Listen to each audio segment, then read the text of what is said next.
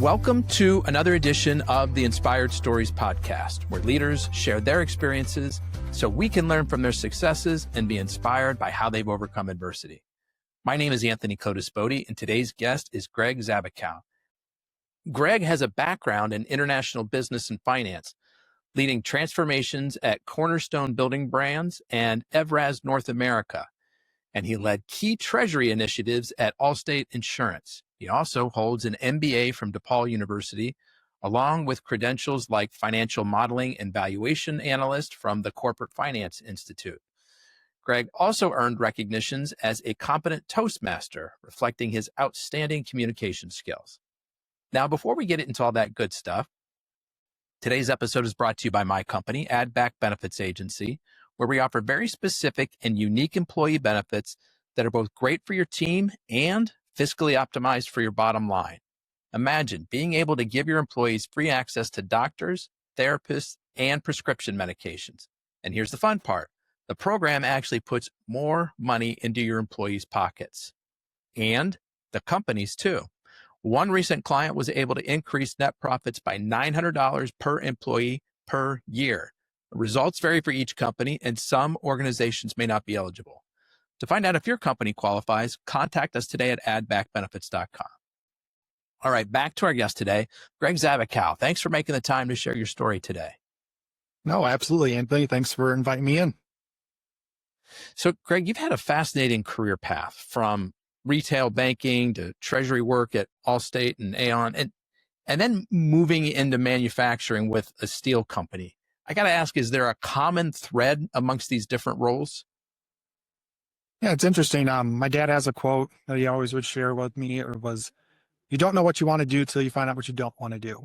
And as you kind of unpack that, coming out of college in finance roles, I would have the bosses that would say, hey, can you work on this project? Can you take care of this task? And it wasn't really technically part of that role that I have, but I just kept saying yes. And what I found is kind of that excitement doing things different beyond the traditional role and actually having some positive results.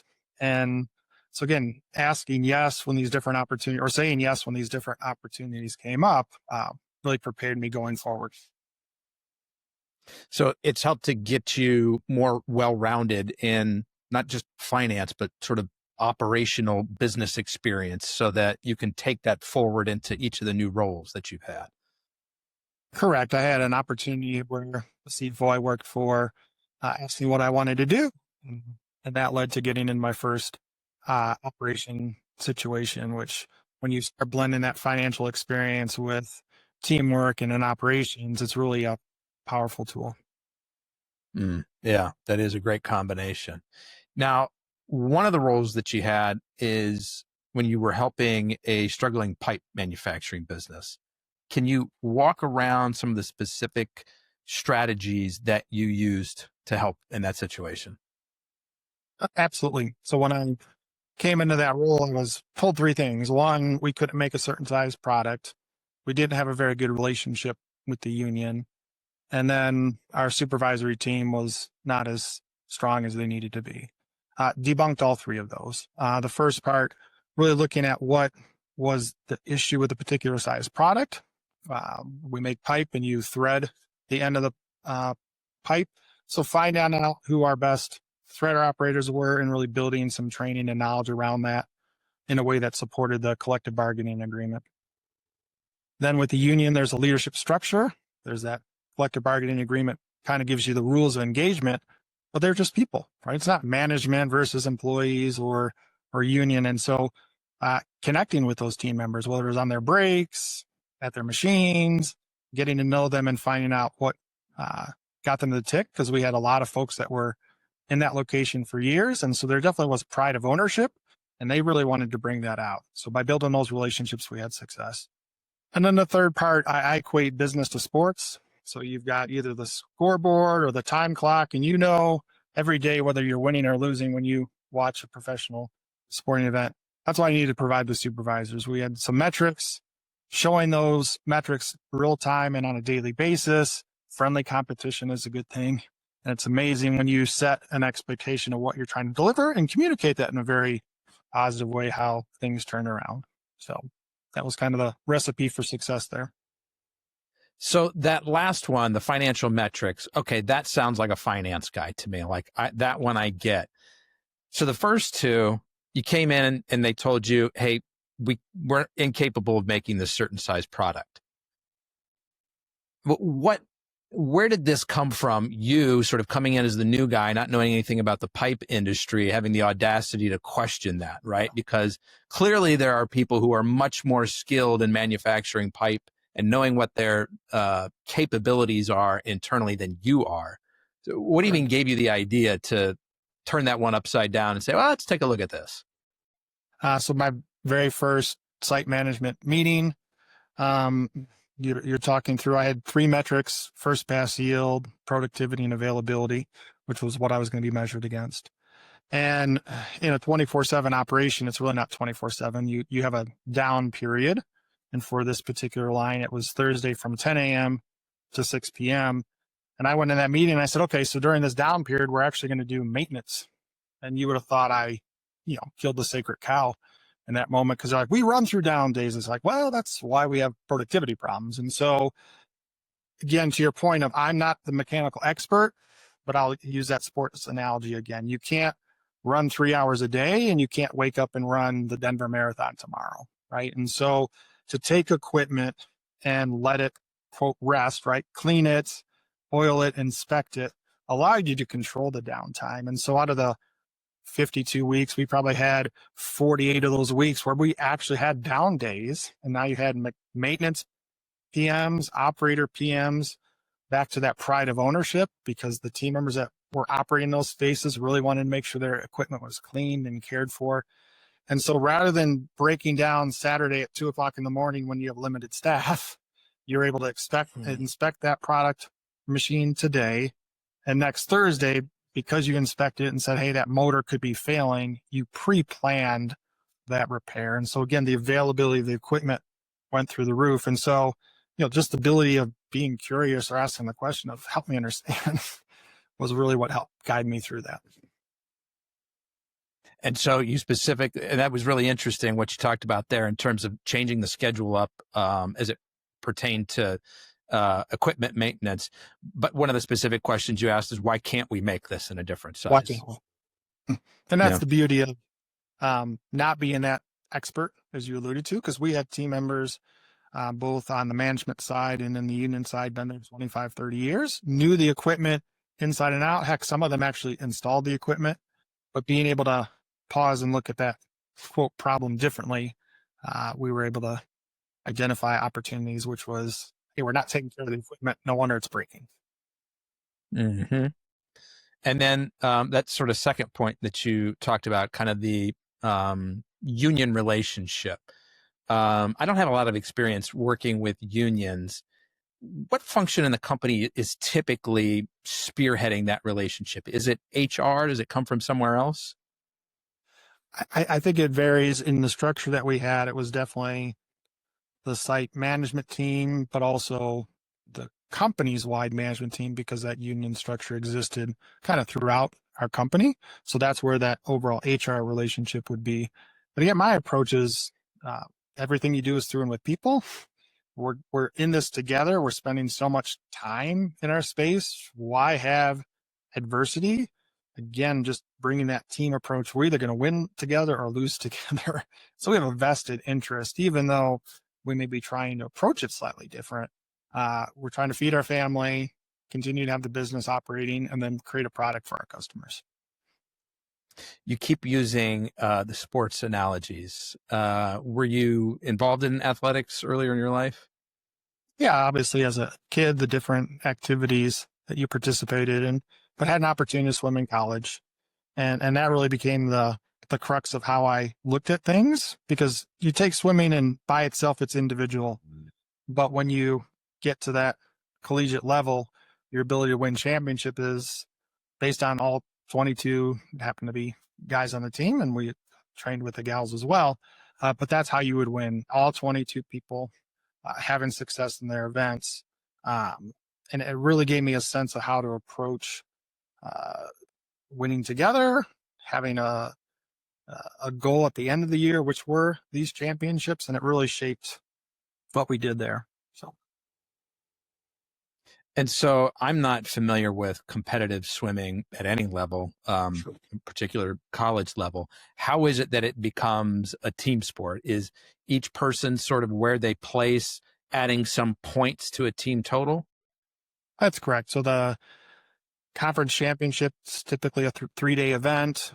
You got your prelims in the morning based on kind of your seed times that you have during the year. That will seat you into finals or consolation rounds. And then whether you place, 1 through 8 in that finals round or 9 through 16 in that consolation round has a series of points over those 3 days. The max of events will determine which team wins. Okay. And so how have you kind of carried some of those lessons from competitive team athletics into your working career? This was, again, I think just a great lesson from my coach was Jerry Champer.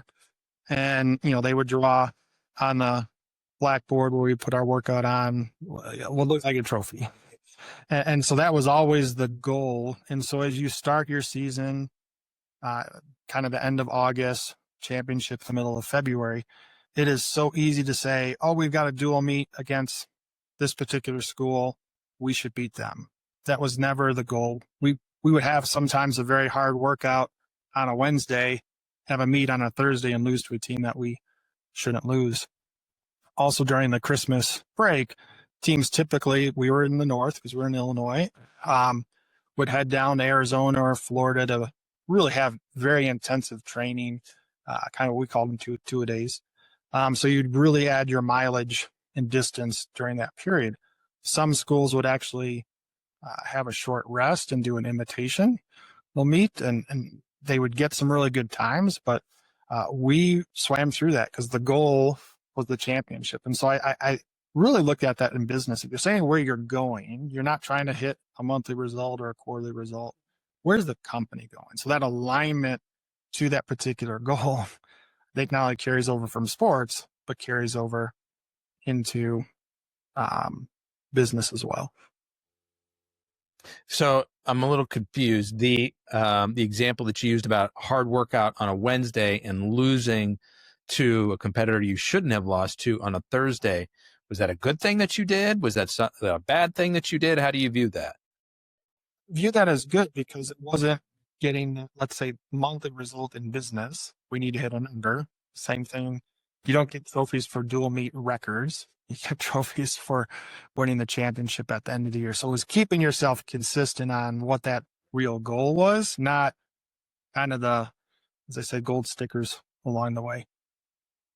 Gotcha. So while it would have been nice to beat that one school on a Thursday, hey, we're okay not doing that because we're getting in better shape for the end of the year. Our goal, our mission is the long-term vision here. Long-term vision. And so that has become my guiding principles from a leadership perspective 25 years later, as I sit here in roles within business. Yeah. And then you lived in Amsterdam during the financial crisis, 08, 09, and then also worked in Calgary in Canada. How did these international assignments kind of shape your professional perspective? No, definitely. First of all, thanking the executives that provided those opportunities, because it's one thing to travel to a country on a vacation. I think you learn some stuff, but the global perspective I got where you actually live there, you move your family, you change your life, how you get groceries.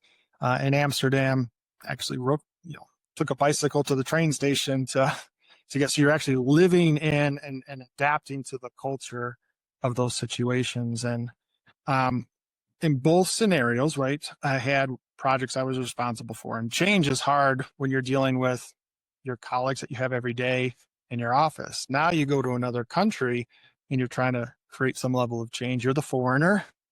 In some cases, you were younger compared to the folks that you were working with, but you still had a project that you were working for. So whether it was making the regional treasury center, bringing activity to Amsterdam from Norway or Germany or Italy or Spain, it was that ability to sit down with those country leaderships.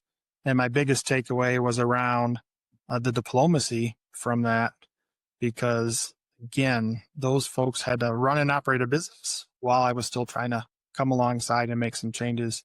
Again, driven by that financial crisis, trying to make sure we had our funds and cash in places that were a little more reputable from a banking perspective. Is there more detail that you can share about what it was that you were working through there? Yeah. So one of the elements of the EU, there's different tax advantages, and Netherlands had very favorable tax components. And one of the big goals was to make sure you really had substance in those holding companies. And so that was kind of the goal of the Regional Treasury Center, saying we weren't only going to have the cash management investment piece, but we were going to have tax and legal and some level of management structure in place, guiding the different European countries that rolled up into that holding structure. In addition to that, it was kind of on the onset of the financial crisis, where just having banking deposits in local banks, which could result to business development for those local executives, weren't always the safest places, when it wasn't just the company's money, but we also, in the type of work we did, had fiduciary money. So it was really transitory for that 90-day period of time where you were holding it either on behalf of the insurance company or on behalf of the customer. And so you really had to take care and concern with where you were placing those proceeds. And you mentioned some of the, bigger life challenges of moving to another country, not just being there for a short period of time, but now you've picked up your life, your family, and you've got to adapt to a new way of life somewhere else. What was the biggest cultural shock or change that you had to adapt to that might surprise our listeners? On the Amsterdam front, obviously language, right? And so you would start to be aware of different words that you would read on signs or hear, but definitely leaning into the colleagues that I had there.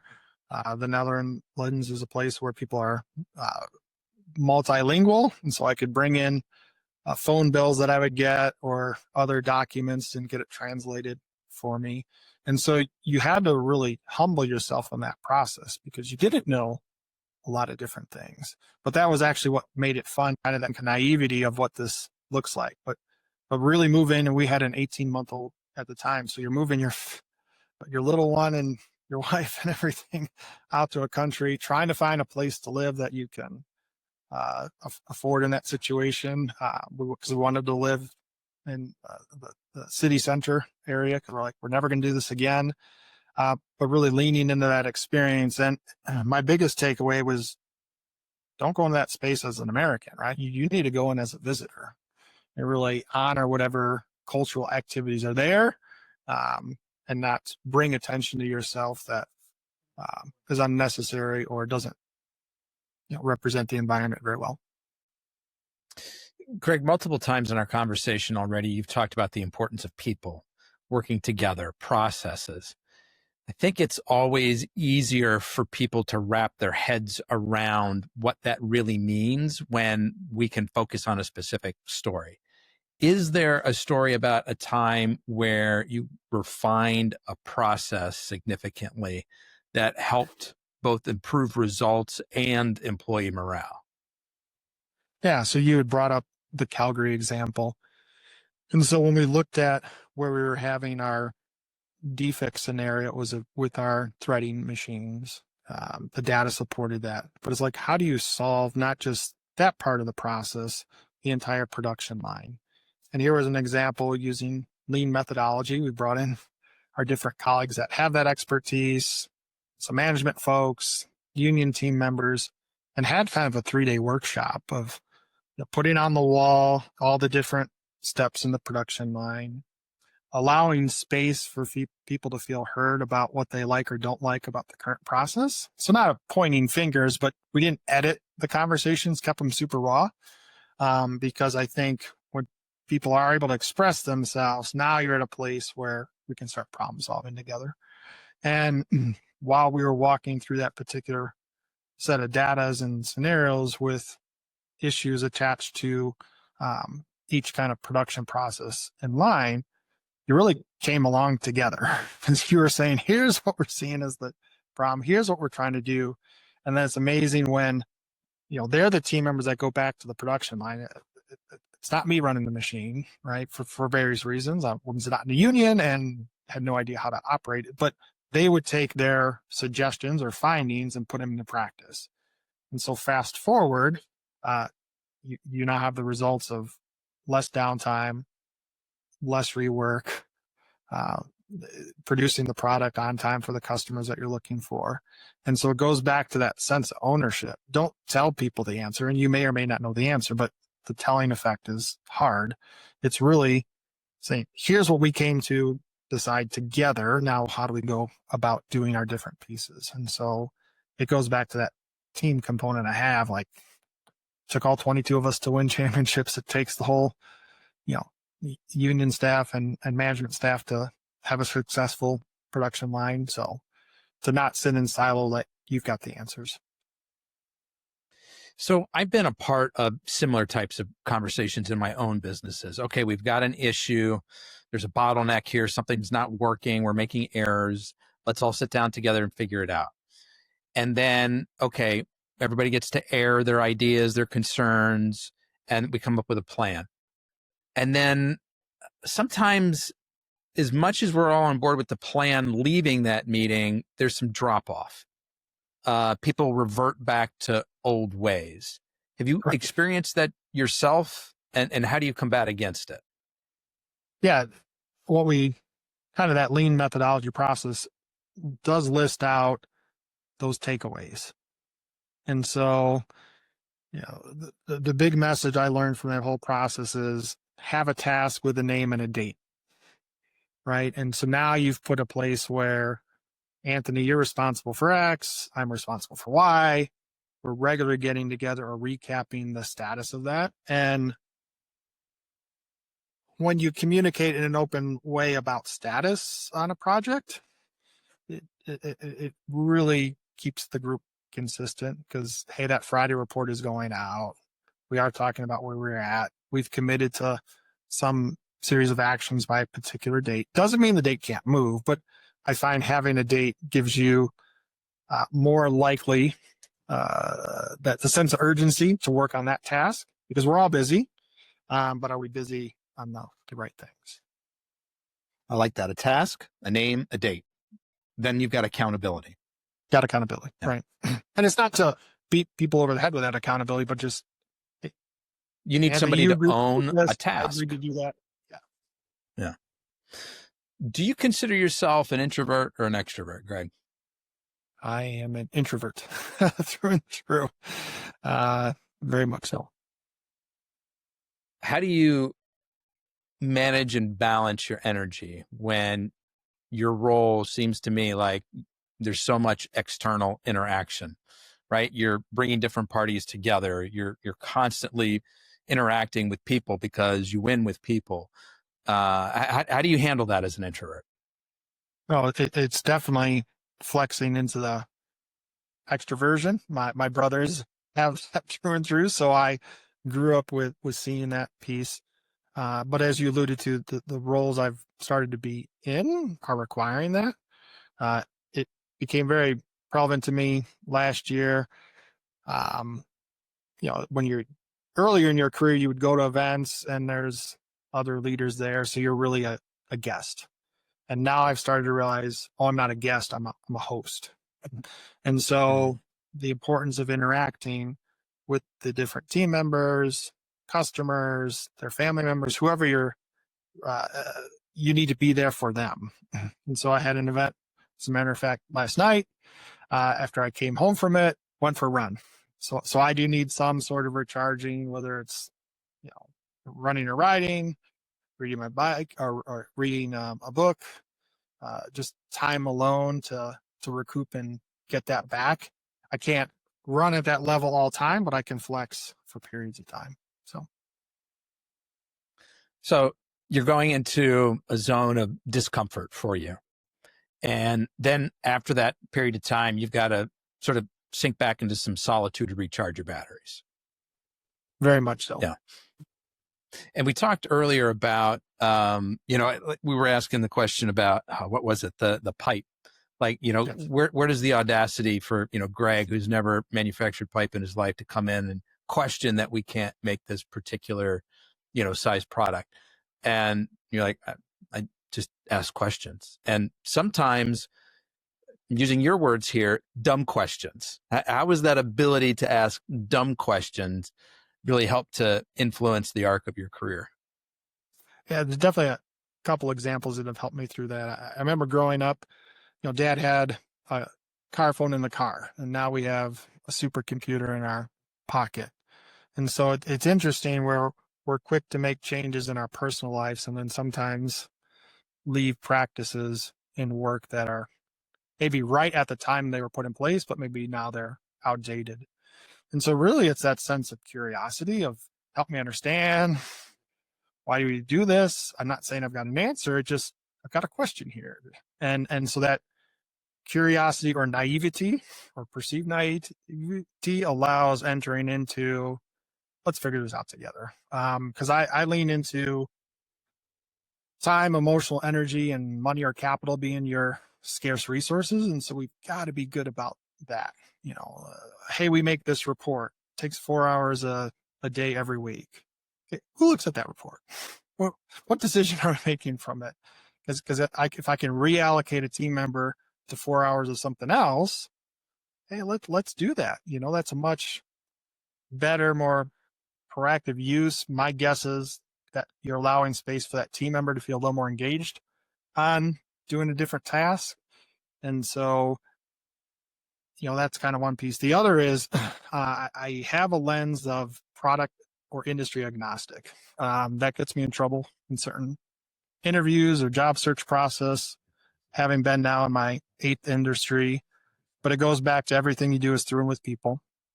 And you're putting a strategy around that.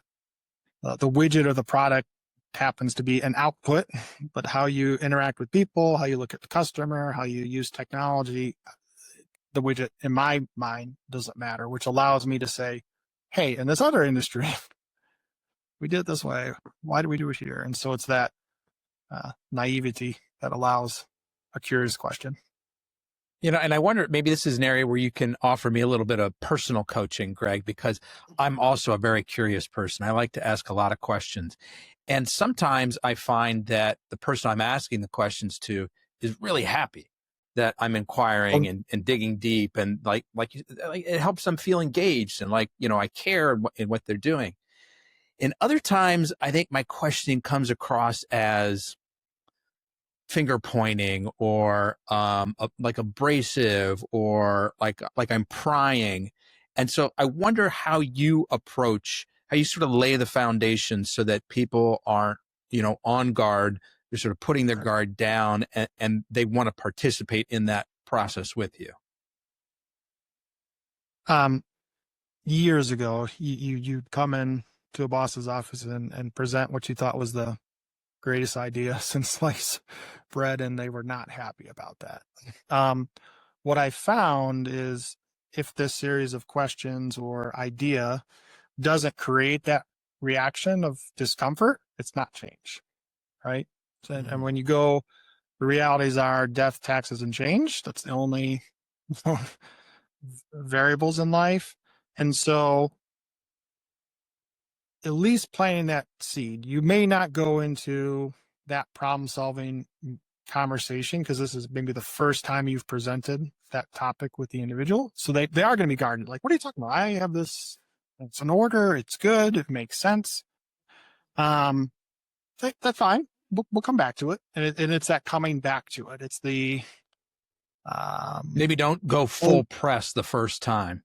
Correct.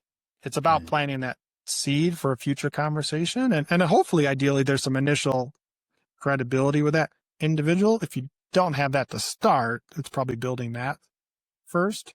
But as you have that credibility in that scenario, ideally the candor should allow that dialogue. But it usually is a series of 3 or 4 discussions where at first I expect a visceral reaction. And so I'm not offended by that anymore. But we'll talk about it 2 or 3 more times. It's the hey, maybe I'm wrong with whatever's being presented. Uh, Give me a little bit of perspective of why you think X is needed. And so it actually is then in a roundabout way, having them pause and think, because just look at the technology front. Hey, why we did certain things 10 years ago absolutely was the right answer.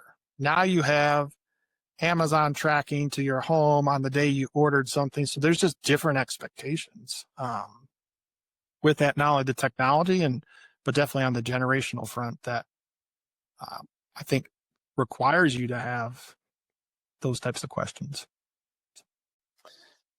I wonder how you approach turning that data into actionable insight. Like I've had companies in the past where we had just mountains and mountains of data. We put them in databases and spreadsheets and try to analyze. Like, surely there has to be an insight here on what's working and what's not. And a lot of times I just go cross-eyed trying to make sense of it. What's your approach? How do you think about that? So my lens, for whatever it's worth, is like having everything is basically like having nothing. And so what helped me in the Pike facilities, we had 3 metrics. With that, those 3 metrics helped turn around the business because you kept it simple. Not that other things are important or helpful, but being a data guy, I get overwhelmed with looking at 50 spreadsheets. So if you're not a data person, how in the world do you look at 50 spreadsheets? And frankly, is the spreadsheet the right way when so many people are visual consumers of information? And so it's really finding those couple to start with. It doesn't mean you can't add more over time, but giving everything to everybody is hard. Think about your car. There's a black box that tracks everything on your car, and the only way you get is when you go to the dealership. What's in front of you is speed, gas, temperature, a handful of elements that tell you, do I have an issue or not with our car? Are you a mechanic? No, but you can tell if your car is having a problem or not. That's what we want to do in the business environment. More of a dashboard kind of a thing for most folks. Yeah. So let's switch gears here, Greg, and I'd like to hear about a big challenge that you've overcome in your life, how you got through it and what you learned in that process. Yeah. Really goes back to so I wasn't really qualified to make the college swim team, but there was an opportunity provided by the coach. It was his first year recruiting. So you earned your way onto a team, eventually earned your way to scholarship and making captain. And so senior year, you're training hard, having success, because there's a couple sets that you would repeat year after year. And so you kind of have a sense of where you were performance wise versus prior years. And then going into our Christmas training environment, I pull my shoulder. So now season's done. The team is down in Florida doing their 2-a-days, having success, and you're now going through the rest and recovery and then rehab to get your shoulder working. You put so much of your life and vision into what could end a college career in this space, and so you definitely were on the potential to lose yourself. But then as I was home during that time before going back in the second semester, it's like, I'm on a team. I have a role. I can't be in the pool with my fellow teammates, but I can be the cheerleader. And so, in a sling on the deck, I have a clipboard, writing down times, helping the coaches, cheering on the other guys at practice. And then we get to conference. You're losing your voice. You're cheering so hard and encouraging the guys. And in the end, we won that championship.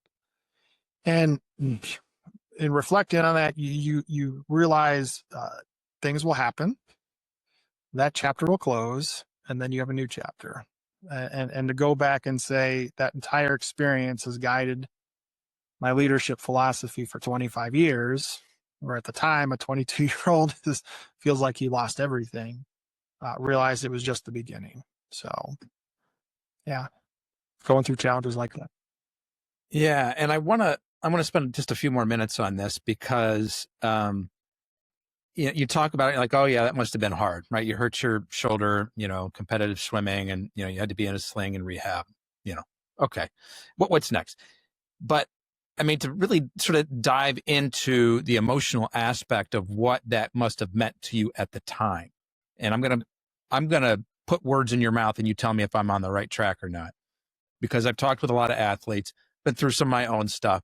When so much of your identity is wrapped up in something, whether it's a career, whether it's a sport, whatever, family, whatever it is. And now that thing is taken away from you, it can be really destabilizing. It's like, wait a minute, that's what I did every day. That's a big part of who I believed I was a competitive. I am a competitive. I thought I was a competitive swimmer. Now who am I? Where do I fit in? And what do I do? And what do I do with my life every day? Now with that's gone, it's like, I mean, yes, there's the physical pain and there's the rehab that you have to go through. There's sort of that physical aspect of it, but the mental, the emotional part of it, I have to imagine is way worse. Oh, definitely. Especially, again, just looking at the age at 22, this is who you became to be. Because again, back to my early comment, probably shouldn't have been there, but was given an opportunity. Coach opened the door. I've had other bosses open the door, so that also fed into my leadership approach. And you're about to wrap up your 4-year college experience and go on and do life, and yet you didn't have the closure to something that just a month or two before you knew you were at such a high level of at least your ability, and to not complete what that could have been from a time perspective in your different events, and to go from in the pool to standing and watching while you're a captain and while you're a scholar. It's like, so there's a lot of you in your character that you built around that, and to have to modify that. But again, through the encouragement of family, of the coaches, of the teammates, I know people have had more challenging experiences than that. But at the time, it seems like it's everything, and you can take a variety of paths. You can say, I'm just going to quit. You can make some destructive habits, but that lesson of stuff is going to happen, because we're not going to have our fairy tale potentially, or it may look different. And now to look back at it, I'm like, and if that didn't happen, I don't think my roadmap would look the way it does. So there's thankfulness in that hurt and growth to move forward. It's interesting that you are able to look back at that with a sense of gratitude now and realize that your path may not have unfolded the same way. And why is that? Where do you think that you may have forked differently in life? I think the biggest part of maintaining that fork is, as you get to a place where you are with family or colleagues that have whatever their version of adversity is, you can now, to the best of your ability, put yourself in their shoes. And so that ability to make community with them. As far as the path itself, you get used to, if there's no's on the job search, if there's no's on your project, it doesn't mean this is over, or it doesn't even mean no. Phrase that keeps coming to mind to me is not now.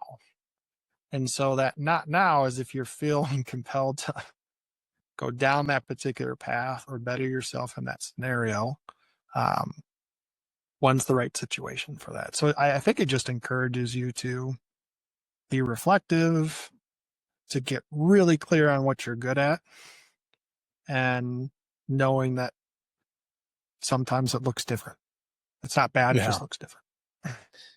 And I was just having a similar conversation with another guest, and the same kind of message strikes me here, is that, and it's so hard to do in the moment, but if you can coach yourself to believe that the hard thing that you're going through right now isn't happening to you, it's happening for you, meaning that there is some bigger benefit for you on the other side of this. You're stronger, you're wiser, you're better, you've got thicker armor, you're better prepared for something that's going to come down the road.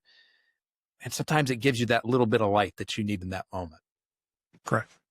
And now it's like Yeah. I've got a freshman in college and was talking with him the other day, and as he's trying to figure out what he wants to do or which clubs or activities to participate, it's explained to him like that. I had these same kind of thoughts or challenges at your age, and in some cases I still have them even today. And so I don't think our issues or challenges or thoughts are different. They just have different experiences attached to that. And so trying to be a share of those paths, and it really goes back to, coming out of college, having some of the mentors that I had, and they, you know, leaned into me on their stories. And so it really becomes that circle of life conversation. What's something fun that you like to do outside of work, Greg? Again, having swam in college, the swimming part is easy in the triathlon environment, but getting into the biking and running and at different stages, the the family or the kids, you had some flexibility, different seasons of work, and so getting back into that rhythm, and then on top of that, being here in Colorado, hiking the mountains that we have is a lot of fun.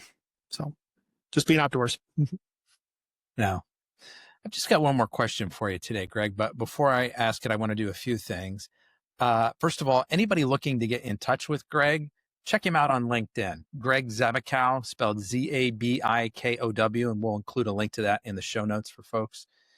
Also, as a reminder, if you want to get more employees access to benefits that won't hurt them financially and carries a financial upside for the company, reach out to addbackbenefits.com. And finally, if you take just a moment to leave us a comment or review on your favorite podcast app, we will be forever grateful to you. So last question for you, Greg. You and I reconnect 1 year from today, and you are celebrating something big, fist pumping up in the air, kind of celebrating. What's that big thing you hope to be celebrating 1 year from now?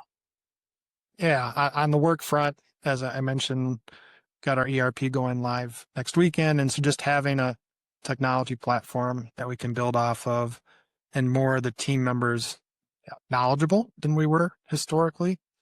On the personal front, again, getting back into the triathlon racing piece. I've got next July in New Mexico, my 11th half Ironman, and it's interesting. We're not in our 20s anymore, so things hurt a little bit better. So crossing that finish line will also be quite exciting. So not just a triathlon, an Ironman triathlon. Yeah, and what Ironman. are the different half Ironman? Okay, so what are the metrics? How many miles in the swim and the ride and the run? Yeah, so you got 1.1 mile swim, 56-mile bike, and 13.2 mile run. So the run gets me, so I got to work on that. All right. Well, good luck with that. Greg Zabikow, I want to be the first to thank you for sharing both your time and your story with us today. I really appreciate it. Absolutely. Thank you for your time, Anthony. It's been a blast. Folks, that's a wrap on another episode of the Inspired Stories podcast. Thanks for learning with us today.